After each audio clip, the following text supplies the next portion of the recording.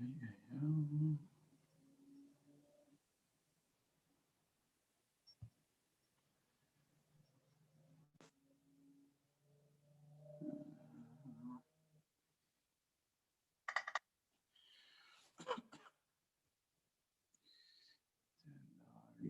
thing is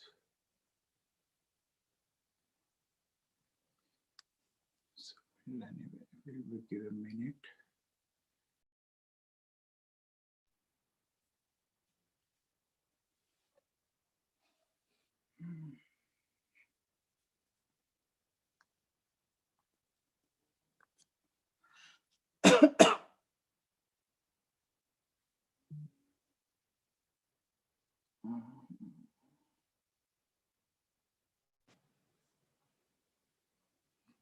Okay.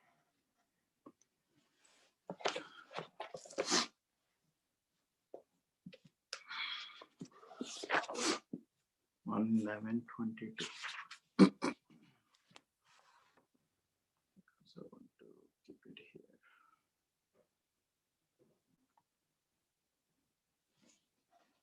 Okay.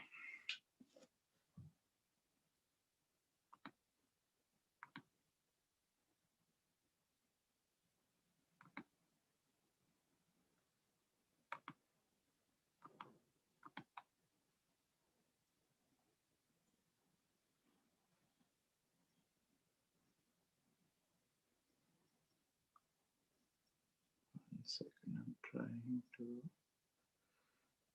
this thing. Okay, this is better.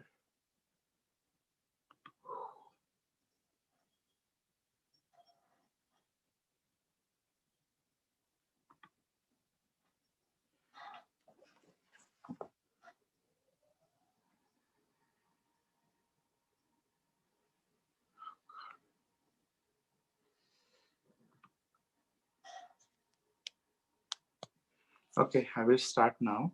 I want to have the view here.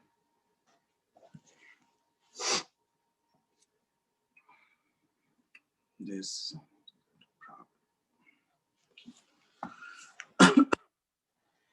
Om Ajnanatimirandasya Jnananjana Salakaya Chakshurunmilitam Ena Tasmai Shri Gurave Namaha. You hear me okay, right, Prabhuji?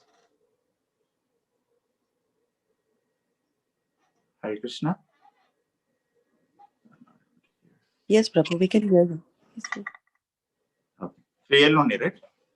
Yeah, very clear. Yes, Prabhu. Okay.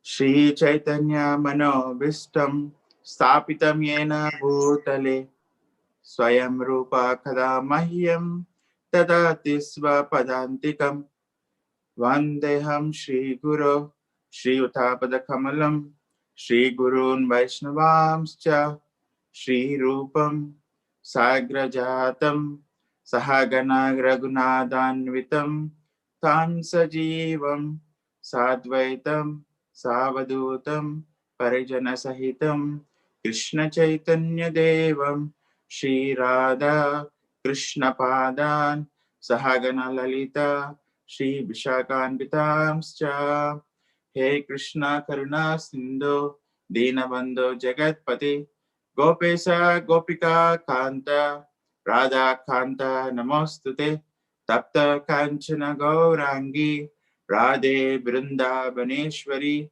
Rishabhanu Sute Devi Pranamami Hari Priye Vancha Kalpatarubhyascha Kripa Sindhubhya Evacha Patitanam Pavanebhyo Vaishnavebhyo Namo Namaha Shri Krishna Chaitanya Prabhu Nityananda Shri Advaita Gadadara Shivasadi Gaura Bhaktarunda Hare Krishna Krishna Krishna Hare Hare Hare Rama Rama Rama Hare Hare Om Namo Bhagavate Vasudevaya Om Namo Bhagavate Vasudevaya Om Namo Bhagavate Vasudevaya.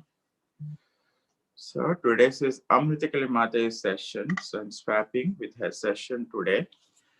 We are reading from Canto 1, Chapter 11, Text 22, which says we are still in the section when Krishna has arrived. It's a festival for everyone. Nobody is left out. And it's exhibited in the text 20. We heard Nato, Nattaka, Gandharva. Nata means dramatist, Nattaka dancers, Gandharva singers, Suta Magata Vandinaha, Gayanti Chuttama Sloka. So they're all, everyone is coming and offering their celebration actually. And for that, what did Krishna do? So text 21 and 22 covers very elaborately about that. 21 says, Krishna approached them and offered them due honor and respect in each and every one of the friends, relatives, and all others who came to receive him and welcome him. And 22 says, really what did he do? How did he do it? Of course, it's still at a little bit at a high level, but not too much details. So I will read the synonyms and then translation, and then I want to read on three aspects of this verse. One aspect is Krishna is mentioned as Vibho, the Almighty, in this verse, and then his interactions, being the Vibho, the greatest personality. How did he interact? That's the second one. And then finally,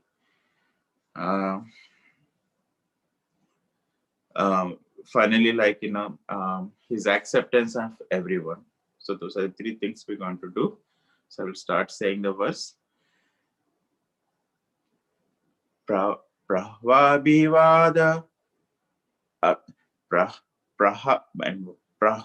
abhivadana aslesha karasparsa smitekshanai asvasya chasya kepebhyo vareschabhimater vibuhu prahvabhivadana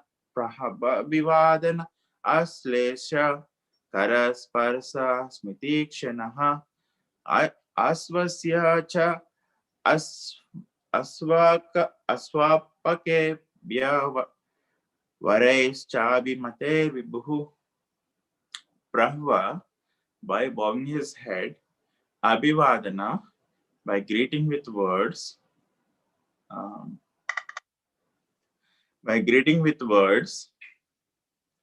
aslesa, embracing, karasparsa, shaking hands, smita ikshanai, by a glancing smile, asvasya, by encouragement, cha, and aswapa kebya, down to the lowest rank of dog eaters, varai, benedictions, cha, also, abhimatai, as desired by Vibhu, the Almighty. The Almighty Lord greeted everyone present by bowing his head, exchanging greetings, embracing, shaking hands, looking and smiling, giving assurance, awarding benedictions even to the lowest in the rank. So this is what Krishna is doing. Krishna, or here mentioned as Almighty Lord, is greeting everyone by bowing his head to some people, exchanging greetings to some, embracing them, shaking hands, looking and smiling, giving assurance, and awarding benedictions even to the lowest in the rank. So, if you wonder what is this Vibhuhu or Almighty means, just going slowly because it's an elaborated discussion time today. So, with all your blessings, I want to go deep, and I also want to share whatever little I got inspired. So the dictionary meaning for Almighty says having a complete power or omnipotent, And another meaning for this word is very great, enormous. So that is the um, extent that dictionary is able to go for the definition of Vibhu. But there is also another word synonymously used for this Vibhu is absolute, which is mentioned as viewed or existed independently and not in relation to other beings, or basically like not relative or comparative. It's so great, nothing can be relative or can be comparable. But our Prabhupada explains about the word Vibhu in the Bhagavad Gita, 5th chapter, 15th verse. He says, the Supreme Lord, Vibhu, means the Supreme Lord who is full of unlimited knowledge, riches, strength, fame, beauty, and renunciation. So that's, Sadeshwaryas, right? That's also definition of Bhagavan. As explained by Parashar Muni, is that Bhagavan means full in six opulences. There are six opulences that are very, very prominent, which is riches, strength, fame, beauty, and renunciation. And the Vibhu means, Prabhupada is saying here, he's full of unlimited knowledge, riches, strength, fame, beauty, and renunciation. That's the Vibhu. And he is always satisfied in himself, undisturbed by sinful or pious activities. He does not create a particular situation for any living entity, but the living entity, bewildered by ignorance, desire to be put into a certain conditions of life, and thereby his chain of action reaction begins. A living entity is, by superior nature, full of knowledge. Nevertheless, he is prone to be influenced by ignorance due to his limited power. But the Lord is omnipotent, but the living entity is not. The Lord is Vibhu or omniscient, but the living entity is Anu or atomic. Because he is a living soul, he has the capacity to desire by his free will. Such desire is fulfilled only by the omnipotent Lord. And so, when the living entity is bewildered in his desires, the Lord allow him to fulfill desires, but the Lord is never responsible for actions and reactions of particular situation which may be desired. So, more clear elaboration. He, like, what is it? Vibhu means, what's the opposite of Vibhu is Anu. What's Anu means? Vibhu means full of unlimited, opulences. And when one is full of unlimited opulences, he doesn't have to create or do something for himself. He has everything, right? But then, when the living entities desire, or like, living, and whereas the living entities are Anu, opposite of Vibhu, so he's dependent on the Lord. So when the living entity asks for it, he facilitates that. Okay. He's facilitating fully, so much so it looks like he's responsible. That's what common people say. They put the philosophy in an interesting way. We put it in sometimes in an interesting way,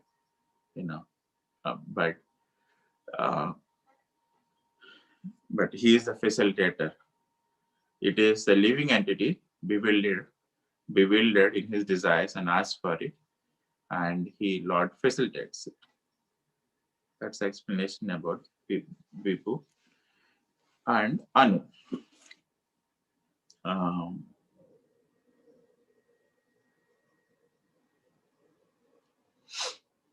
There is another explanation, just reading it. It's from the 6th canto. It says, my dear Lord, here in the purport proper says here the words as they atadedam ashajam vibhu clearly indicate that the supreme, great, almighty personality Godhead created this entire world with its different varieties of planets, stars, and so forth.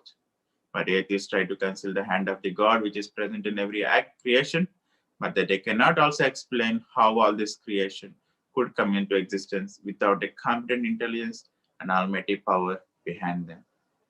Okay. So more than that, I was very much connected to the greatness of Krishna I'm very much current to the greatness of Krishna explained about Brahma Samhita. Brahma Samhita says, Ishvara Parama Krishna. So there are a lot of Ishwaras, and the Parameshwara is Krishna. Ishvara Parama Krishna, Sachidananda Vigraha. Anadir Adir Govinda Sarva Karana Karna. He is the Anadi Adi. He is a, what is it? Very ancient person. He's the ancientest person, and the source of everything. And that person is Anadir Adir Govinda Sarva Karna Karna. He is the cause of all causes. So that personality, that much great personality, how does he conduct himself, right? What is he doing? So we hear in Bhagavad Gita, actually in Bhagavad Gita and Bhagavatam, both places, he entered in the entrance scene itself. He was not introduced as a doing some great activities. Maybe he's doing the greatest activities, that is taking the orders from his devotee.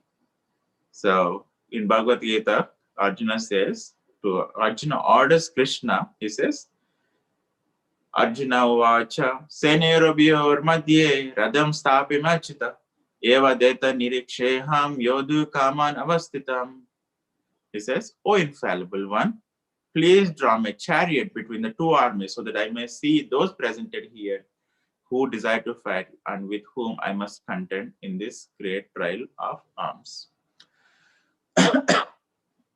So this is what he was doing.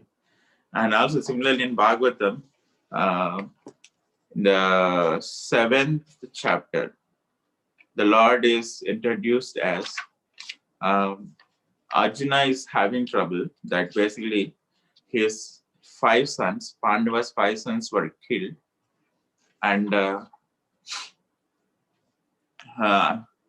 Draupadi was crying and crying, and as Arjuna promises, do not wash your hair. I'll come and bring Ashwadama. We will wash your hair with the blood of Ashwadama. Then only you can, wash yourself in those lines.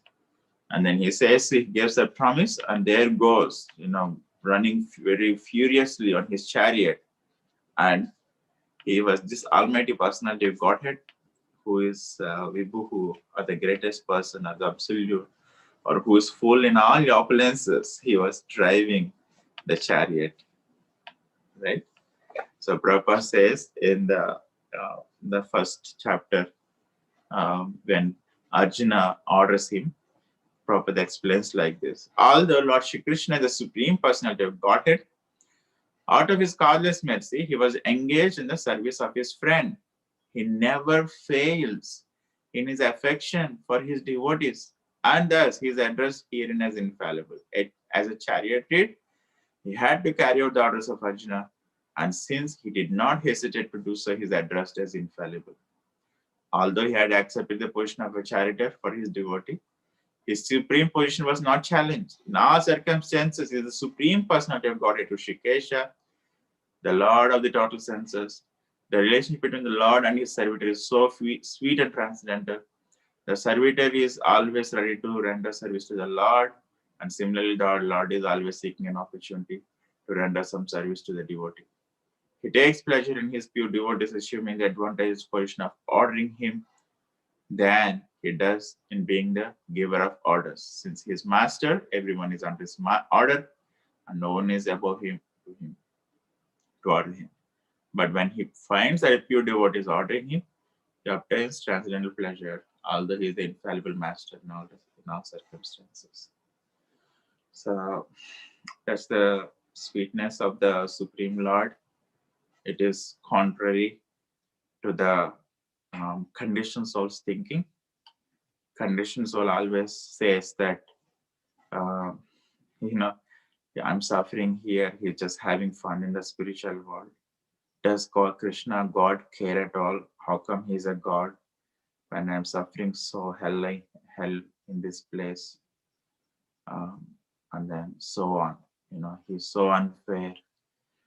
Or there are all kind of things that comes upon. In 1 second, Prabhuji.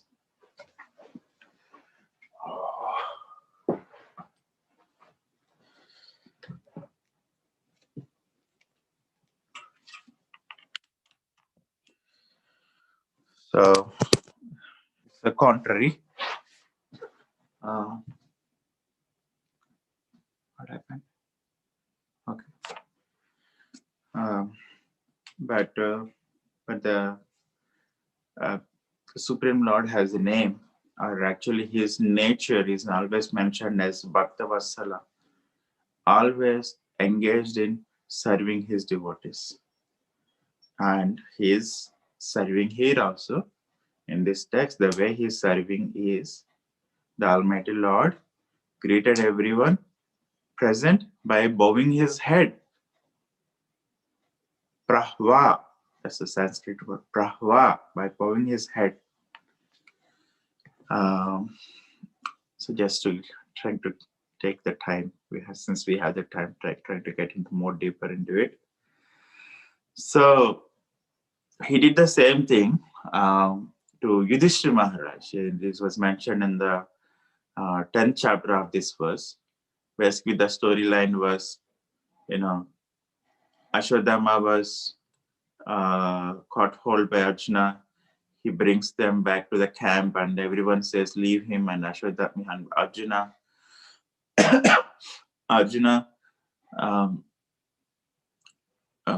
Krishna. Arjuna then he gives a sufficient punishment by shaving his head. Then Ashwadama will not leave with that. He again releases another Brahmastra, and then Krishna protects.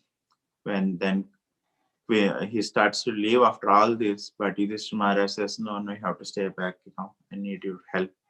And then he stays back for some more time, and then there's the passing away of Bhishma there. After all this, Lord is ready to go. He's trying to go back to his home again. That Supreme Personality changed his decision when Yudhishthira Maharaj came and asked him, "I'm feeling very bad, very sad." So that also says how sweet and personal he is. So there, after everything is done, it is mentioned in the 10th chapter there. It says, afterwards, when the Lord asked permission to depart and the king gave it, the Lord offered his respects to Maharaj Yudhishthira by bowing down at his feet. He is doing here, in case if you're taking it lightly, it also did this before in the 11th chapter, in the 10th chapter, previous chapter. He was asking permission and then offering his respects to Maharaj Yudhishthira by bowing down at his feet, but then king embraced him. After this, the Lord, being embraced by others and receiving their obeisances, got into his chariot. So Prabhupada says, Maharaj Yudhishthira was the elder cousin of Lord Krishna, and therefore while departing from him, the Lord bowed down at the king's feet. So this we can know the cultural point. The king embraced him as younger brother, although the king knew perfectly well that Krishna is the Supreme Personality Godhead. The Lord takes pleasure when some of his devotees accept him as less important in terms of love. No one is greater than or equal to the Lord, but he takes pleasure in being treated as younger than his devotees. These are all transcendental pastimes of the Lord. The impersonalist cannot enter into the supernatural roles played by the devotees of the Lord. Of course, thereafter, Bhima and Arjuna embraced the Lord because they were the same age, but Nakula and Sahadeva bowed down before the Lord because they were younger than he. So that covers the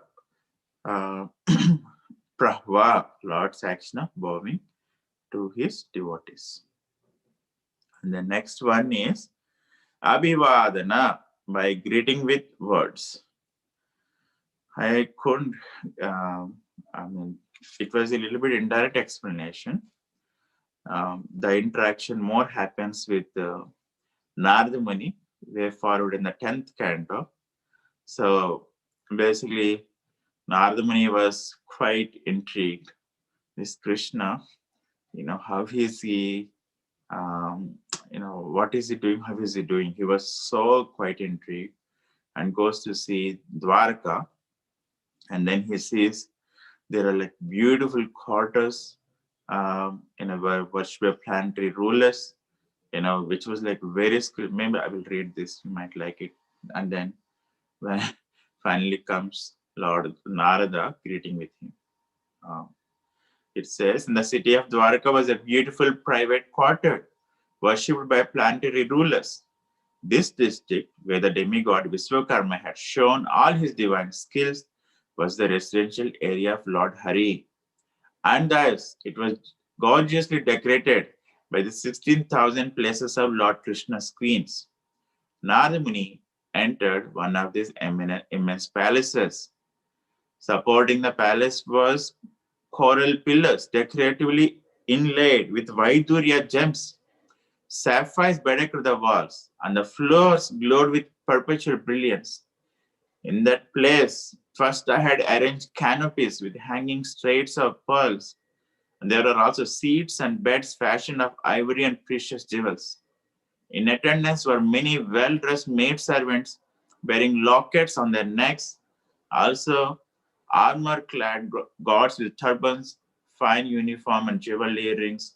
The glow of numerous jewel-studded lamps dispelled all darkness in the palace. In that place, uh, Learned Brahmana saw the Lord of Satyada Sri Krishna together with his wife, who fanned him with a gold-handled Yatel fan. She personally served him in this way, even though she was constantly attended by thousands of maidservants equal to her in personal character, beauty, youth, and fine dress. The Lord is the greatest upholder of religious principles. Thus, when he noticed Narada, he at once rose from goddess Shri's bed, bowed his crowned head at Narada's feet, and joining his palms, and had the sage sitting in his own seat. Then the Lord bathed Narada's feet, and then put the water on his own head. And although Lord Krishna is the supreme spiritual authority of the universe and master of devotees, it was proper for him to behave in this way, for his name is Brahmanya Devaya, the Lord who favors the Brahmanas. Thus, Sri Krishna honored the sage Narada by bathing his feet, even though the water that bathes the Lord's feet becomes the Ganges, the ultimate holy shrine. After all, after fully worshipping the great sage of the demigods according to Vedic injunctions, Lord Krishna, who is himself the original sage, Narayana, the friend of Nara, conversed with Narada. This is the reason I was going to this section. Abhivadana, conversed, greeting with words. And the Lord measured speech was as sweet as nectar. Finally, the Lord asked Narada, what may we do for you, our Lord and Master? So this is how he was conversing. Of course, there are other places also. Narada Muni also says in this first canto, when the Lord spoke, it was like as fulfilling to his heart, right? And so on. Of course, that the discussion continues and Lord converses in different places again. So that is how the Lord was conversing. That's so far we covered Brahva, how he was bowing down to his elders, and then greeting with words. And then next one is Aslesa, embracing. We also covered this little bit in the first verse. We read about interaction with Yudhishthira Maharaj. In that verse, it is said, after this, the Lord, being embraced by others and received their obeisances, got into his chariot, and Prabhupada explains. Bhima and Arjuna embraced the Lord because they were of the same age, whereas Nakul and Sahadeva bowed down before the Lord because they were younger than he. Then comes Karasparsa, shaking hands, handshake. Handshake. Where is Karasparsa? Shaking hands. So this happens in the second canto with Lord Brahma. Lord Brahma He was a firstborn. He was looking around and he didn't say anything. Then he has tapa tapa. Then he does the tapa, and then finally Krishna comes to give darshan to him. And when he comes, actually, it says, um, Krishna, after seeing Brahma present before him, the Lord accepted him as a worthy to create living beings, to be controlled as he desires, and thus being very much satisfied with him, Lord shook his hands with Brahma, slightly smiling, and addressed him thus. So Prabhupada says, anyone, is a nice paragraph, you will all like it. Prabhupada says, anyone, however, preaching the mission of the Lord in the line of Brahma Sampradaya is always dear to the Lord. And the Lord, being satisfied with such a preacher of the authorized bhakti cult, shakes hand with him in great satisfaction. The Prabhupada is explaining how Krishna will also shake hand with all of us also when we are engaged in the preaching mission of the Lord in the line of Brahma Sampradaya. And of course, it's also mentioned in Bhagavad Gita, one who shares this knowledge with others is the best of my servants.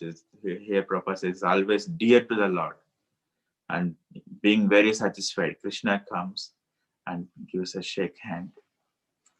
So that's the part we can all aspire for. So that is about Karasparsa. And then Smita Ikshanaha, by a glancing smile.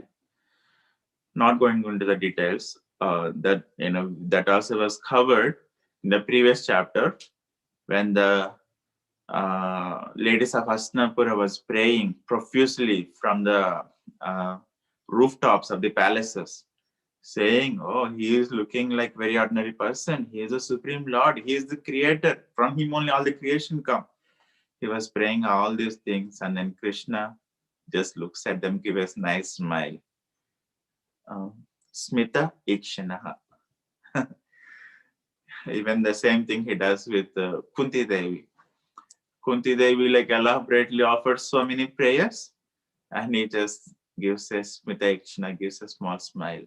I mean, of course, the smile with Hastinapur ladies is much broader, but for Kunti is even it's a slight smile. And of course, there's also explanation in the 10th canto when he's coming back from the cow herding, he just gives a smile to the gopis. Of course, how the experience of it is not mentioned there. We will try to see a little bit, and a little bit how it feels like that when Lord was doing this in a bit. Then the next one is by a glancing smile, and then Karasparsa, glancing smile is done, and then Smita Ikshana is done.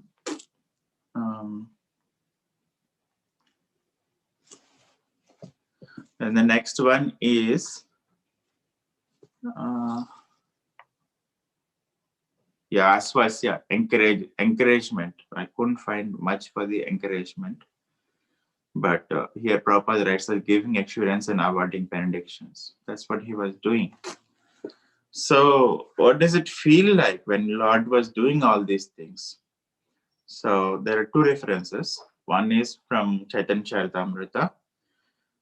Chaitanya Charitamrita, here the scene is that Lord Chaitanya Mahaprabhu was in ecstasy, so much so he gets drowned in the river, and there was a boatman who was just doing his into netting business, and when he puts the net, and Lord Chaitanya gets caught in the net, and he says, and then he gets bewildered, and then this is what he says, or actually bewildered, and starts going home.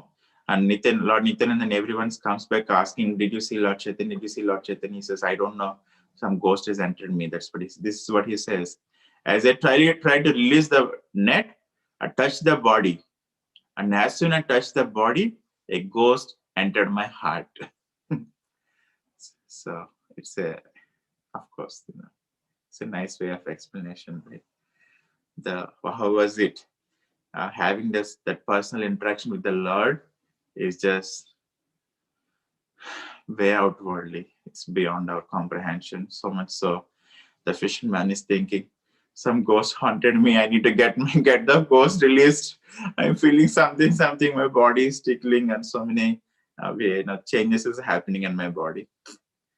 And just one more reference to tell that it's my favorite reference also to tell the effect of the touch of the Lord. It's with the Prahlad Maharaj and Narasimhadev. Uh, so then, after all the killing and the battle thing is done, uh, so Narasimhadev comes and touches Prahlad's head. And what happens because of that touch is that Prahlad was completely freed from all material contaminations and desires, as if he had been thoroughly cleansed. Therefore, he at once became transcendently situated, and all the symptoms of ecstasy became manifest in his body. His heart filled with love, and his eyes with tears, and thus he was able to completely capture the lotus feet of the Lord within the core of his heart. That's when he starts offering the prayers. So that's the elaboration, dear Prabhujis and Matajis. Now we will get into the purport. I'm not reading the translation again. The Almighty Lord greeted everyone present by bowing his head, exchanging greetings, embracing, shaking hands, looking and smiling, giving assurances and awarding benedictions even to the lowest in rank. Purport. To receive the Lord Shri Krishna, there were all grades of population, beginning from Vasudeva, Ugrasena, and Gargumni, the father, grandfather, and teacher, down to the prostitutes and chandalas, who are accustomed to eat dogs. And every one of them was properly greeted by the Lord in terms of rank and position. Why? As pure living entities, all are separated parts and parcels of the Lord, and thus no one is alien by his eternal relation. Such pure living entities are graded differently in terms of contamination of the modes of material nature, but the Lord is equally affectionate to all his parts and parcels, despite material gradation. He descends only to recall these materialistic living beings back to his kingdom, and the intelligent person takes advantage of this facility offered by the personality of Godhead to all living beings. No one is rejected by the Lord from the kingdom of God, and it remains with the living being to accept this or not. So that's it, Prabhujis and Matajis. Krishna is doing a lot. He had created this creation, and he had created this creation with such a variegatedness. You ask for it, you have it. And of course, we are all working people, and most of us, at least in the software development, there is always development job going on. Client wants this, or somehow capture the business, and so much technical advancement. And it is such a even to create a small feature, it takes such an effort, so many meetings, so much brainstorming, and they drain the energy out of the oneself. And after putting all my energies from multiple people, you only give a small feature or functionality, and whole world is but uh, Krishna is giving so much. Here we have the such a beautiful scenic weather outside. Of course it is cold, but it is such a scenic out with white snow everywhere, and the temperature is to that lowest degree. We cannot get the temperature with any kind of air conditioner. He was doing all these things, and he is not living with that. He's giving all the scriptures, he's sending his pure devotees, he's not living with that as well. And he is personally coming down and having personal exchanges. Appropriately, personal exchanges appropriately. Appropriately means it's not based on material gradation. Okay, you are the dog eater, so only you can be treated this way. Or you are my grandfather, you should be treated this way. Not like that. It is based on the what will bring much happiness, what will give much service to the people. He reciprocating. He's reciprocating. For some people, Krishna is giving the ability to sing. Krishna gives the ability to do some service. Or some people, he gives ability to remove even the trash. Even that is also Krishna's energy. He reciprocates.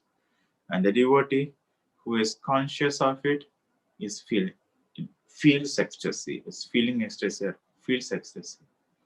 As Prabhupada is saying, it remains with the living being to accept this or not. It's in our hands to accept this or not. But from Krishna's side, this is what happening. Prava abhivadan aslesha kharas parsat smitekshane asvasya chasvapake vyo varesh chabhimate vibu.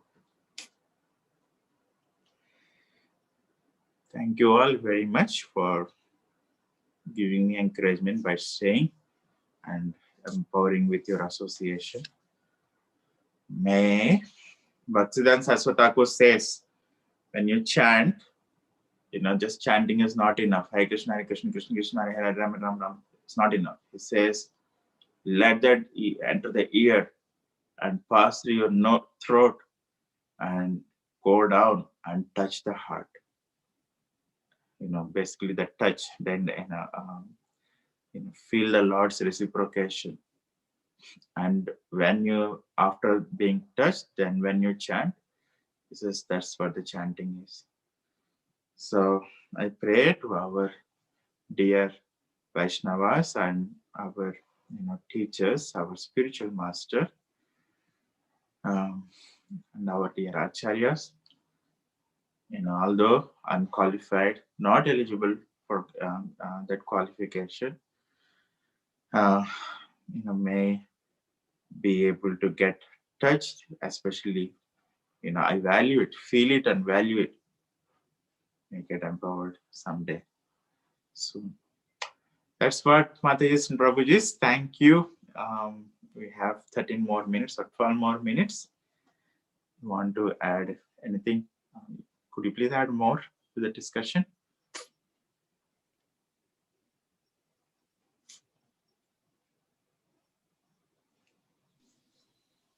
Hare Krishna, Prabhuji, please accept my humble obeisances. Always to Shri Guru Maharaj.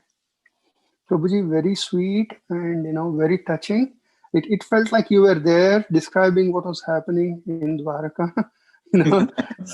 so nice. Yeah, particularly what really touched me today was you spoke, like 3 instances of the touch with the Lord. One was, the Lord touching the feet of Yudhishthira Maharaj.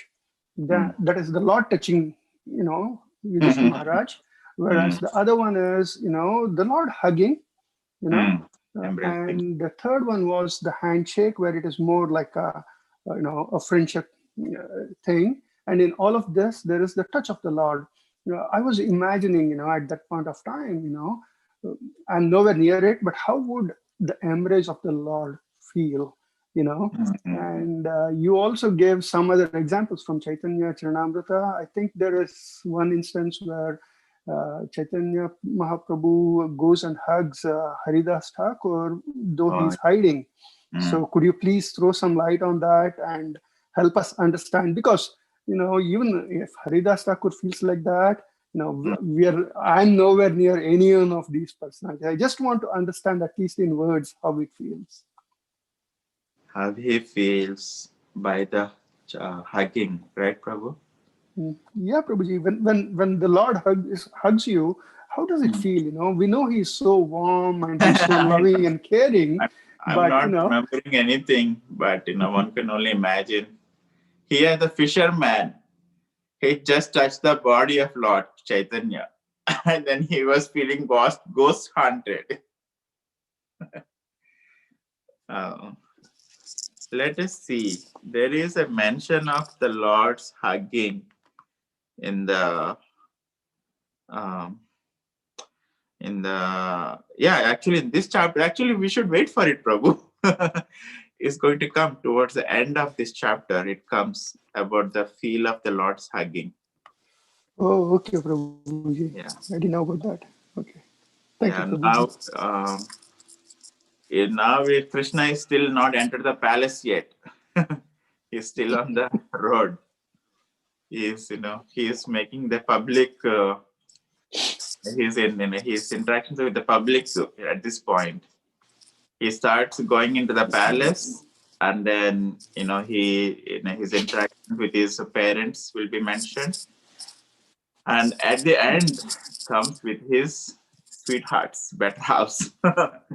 And there is a nice explanation coming there, where specifically the hug, embrace was mentioned, Thank you so and much, how it Prabhuji. feels to them.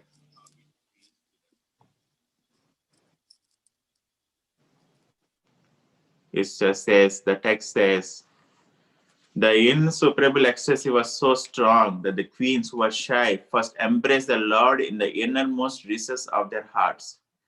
Then they embraced him visually, and then they sent their sons to embrace him, which is equal to personal embracing. So in that way, they try to restrain their feelings and inadvertently shed tears. So they shed tears.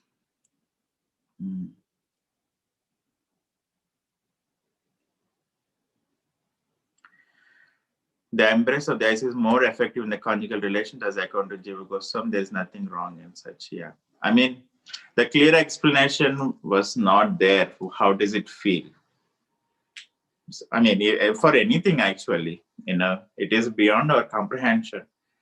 Only the fisherman's grace, he was telling, I was feeling ghost haunted. Of course, Lord Chaitanya also embraced the other places. Sanatan Goswami, his wounds go away and so on are there. Or maybe there's indirect explanation, how does it feel, is mentioned. The Prahlad Maharaj, when he was touched by the Lord, he was fully cleansed and he was transcendently situated, and all symptoms of ecstasy became manifest. So it is mentioned very indirect way, like in the case of Narada Muni also, that happens like that. When the Lord shows up, like all his senses get stunned. Each senses, it's mentioned there, they get enlivened to their fullest extent. Like if you take eyes, eyes get enlivened when you see very, very beautiful thing, right? So that's what eyes. And then ears, they get enlivened by hearing the most pleasing thing, and the touch, like that. All the senses just got inert. Or Rupa Goswami says, when I chant this mantra, when I say this, I want millions of mouths. Or when I hear the mantra, I want millions of ears. So those are explanations like that. So, thank you for adding the discussion. Thank you so much, Prabhuji. I was not aware of so many of these things. Yeah. Anything more, Prabhujis and Matajis?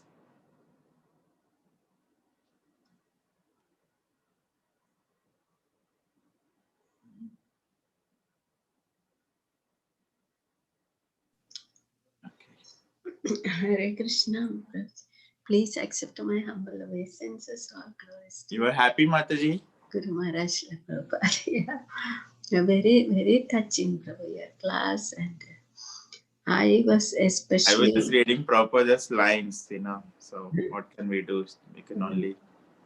Especially that even the chandalas, prostitutes, everybody was welcome in the presence of the Lord, and he extended their greetings. That is so heart-touching, Prabhu. In India means when a saintly person comes, all these low castes are sort of, they are not allowed to come into that path even. Yeah. And the Supreme Lord is, he's reciprocating with each and He's every. accepting. He's accepting.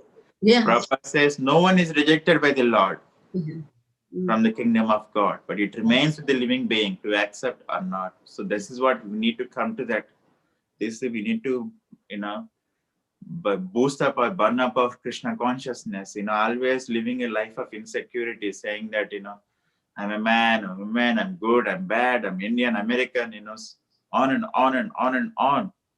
But Krishna is just, even chandalas and prostitutes, how nicely he's accepted, the Prabhupada is telling this, he doesn't have any, he is not putting any gradation.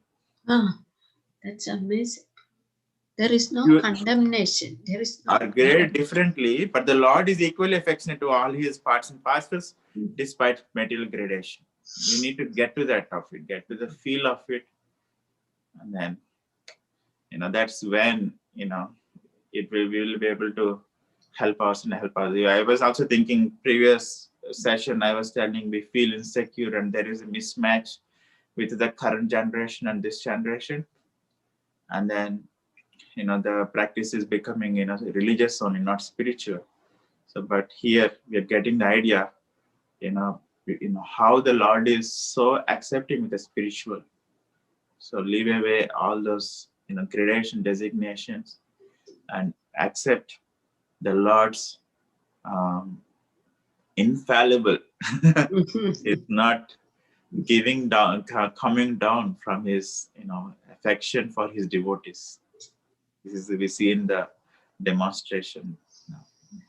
It's so beautiful. Thank you. Thank you, Mataji, for encouraging.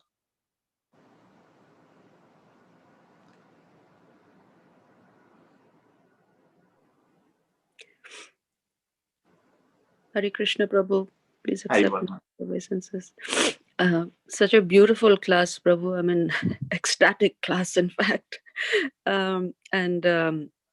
I'm just thinking all the various interactions with the Lord. I mean, such a nice meditation to keep throughout the day, in anticipation that maybe in some lifetime, after some, I don't know how many, thousands of births, You can perhaps. practice now. Krishna and his name, Krishna and his subject matter are not different. And we are meant to come in touch with the Lord every day. Otherwise, how can we practice? The spiritual process is not a religious process. It's not just a regulation, it's a vidhis. It is actually a journey back to Krishna. And then we are supposed to, move at least a mustard seed every day. Right? So when we are chanting, when we are reading, when we interacting devotees, we need to feel the life. Otherwise, how can we practice? And we cannot practice so long, and it will be so. It's because it's very high science. It is, much greater than, not even just IIT. Even IITs are all those people are revered a lot. In IITs and all is incomparable. And yesterday we were reading in Bhagavad Gita, right? Veda is, there is so much Veda. Yeah. And Veda is pointing to Krishna. And that is known to only, who is able to go through everything. Only special people is knowing. So that is a high science we are given now. And we cannot survive unless we make the connection we receive from the acharyas and Krishna. So it may not be, we need to feel at least happy. Yes, Prabhu. And then move on, and this is very nice. There is, of course, we are not qualified. We are way down. Chandalas are mentioned here. Prabhupada puts it, who are accustomed to eating dogs. He's putting very clearly. I hope we don't need to go to that extent, but We can say whatever humility it is, but here his Lord is accepting. And then, that's our job. We need to practice. Otherwise we cannot survive, in my understanding. We cannot keep up. Yes, Prabhu. Thank you. Thank you, Mataji. I hope I didn't cut your sharing. But No. yes. That's, no. I mean, you're very humble, but I'm not very humble. So.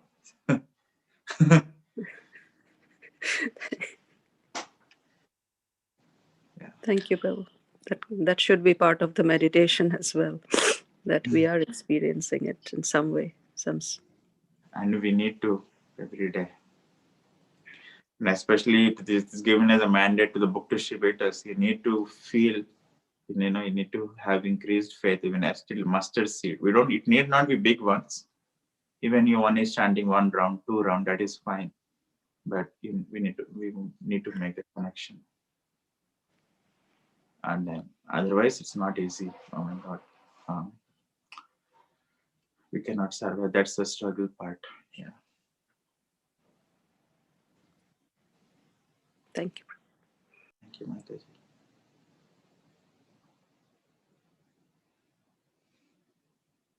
Okay, 801.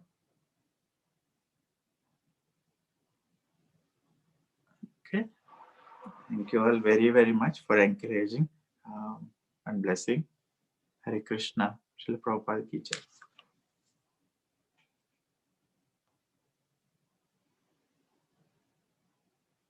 I'm ending the call. I think he gave me the host. So when I